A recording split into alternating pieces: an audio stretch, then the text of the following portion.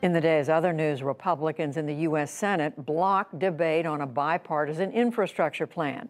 The bill, worth $1.2 trillion, is not finished, but it would fund roads, roads, bridges, broadband, and other projects. Democratic leaders said that a procedural vote would speed things up. Republicans argued it was premature, and they spoke ahead of the tally. We are now in the fourth week of negotiations since the bipartisan group of senators reached an agreement with the White House on an infrastructure framework. 4 weeks.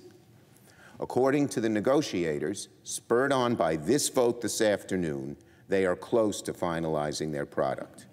There's no outcome yet, no bipartisan agreement, no text, nothing for the Congressional Budget Office to evaluate, and certainly nothing on which to vote.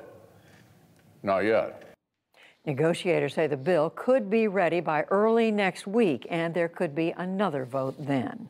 More than a dozen states have reached a legal settlement over opioid abuse worth $26 billion in their lawsuits against major U.S. distributors and drug maker Johnson & Johnson. Today's announcement says the companies would pay the money over 18 years. They would not admit to any wrongdoing. We'll take a closer look later in the program. Huge wildfires kept growing today in Oregon and California and spewing giant plumes of smoke and ash.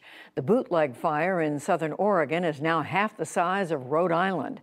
Strong winds have blown smoke from that fire and others all the way to the East Coast, and several major cities have issued air quality alerts.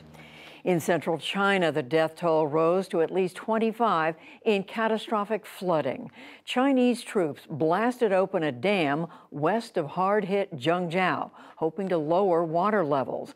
And more video emerged of subway tunnels being inundated in the city a day earlier. 3 trains were at a standstill for more than 40 hours. The Biden administration agreed today to a plan for finishing the Nord Stream 2 gas pipeline from Russia to Europe.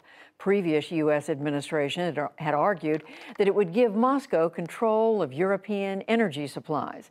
Today's agreement with Germany means that there will be no further U.S. sanctions to block the pipeline. To potentially undermine our relationship with Germany and to send a signal to our allies and to our partners the world over that the United States is willing to throw us under important relationships. That's not something that we were eager to do, certainly. Under the deal, Germany pledges to retaliate if Russia tries to use energy as a weapon. Former movie mogul Harvey Weinstein pleaded not guilty today to rape and sexual assault in Los Angeles. He's accused of attacking 5 women over 9 years. Weinstein is already serving a 23-year prison term in New York on similar charges. He was extradited yesterday. A federal judge in Arkansas has temporarily blocked a state ban on gender-confirming treatments for transgender youth. The law says that no one under age 18 may receive hormone therapy or related procedures. Today's ruling freezes the law until its fate is decided in court. COVID-19 infections in Tokyo hit a 6-month high today, just before the Summer Olympics officially opened. Several more athletes also tested positive. Still, the head of the World Health Organization said in Tokyo that the number of infections is less important than the response. The mark of success in the coming fortnight is not 0 cases. And I know that some cases have already been detected. The mark of success is making sure that any cases are identified, isolated, traced, and cared for as quickly as possible. Olympic competition also began today, so now a spoiler alert. We have the result of the U.S. women's soccer match, one of the first events at these games.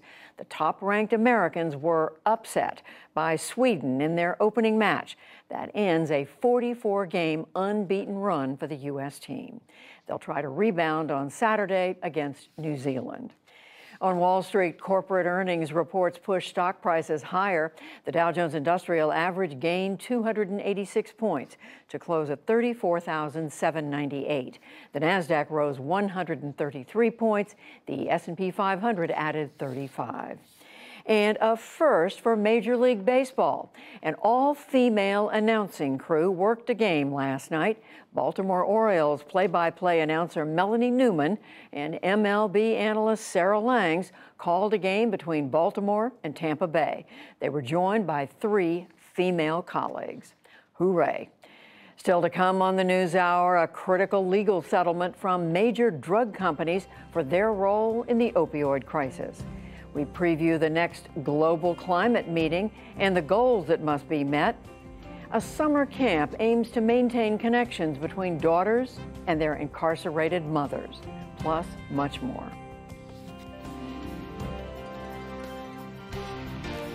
This is the PBS NewsHour from WETA Studios in Washington and in the West from the Walter Cronkite School of Journalism at Arizona State University.